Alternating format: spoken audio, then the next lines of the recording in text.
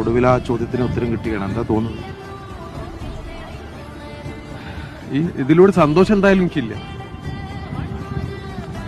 കിട്ടിയതിൽ സമാധാനമുണ്ട്. കാരണം ഓരോ ദിവസവും മെനക്കെട്ട വിഷയമാണ്.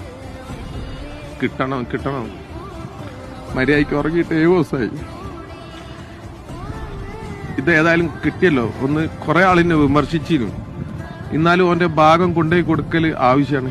പിന്നെ അത് മാത്രമല്ല, ഈ കേരളത്തിലുള്ള എല്ലാവർക്കും ഇത് ഒരു അഭിമാനിക്കേണ്ട വിഷയമാണ്. കാരണം നമ്മളൊരു മലയാളി ഇങ്ങനെ ഒരു സ്ഥലത്ത് പോയിട്ടുണ്ടെങ്കിൽ പോരാടിയിട്ട് തിരിച്ചു കൊണ്ടുവരും എന്നുള്ളത് മറ്റുള്ള ആളുകൾ മനസ്സിലാക്കണം.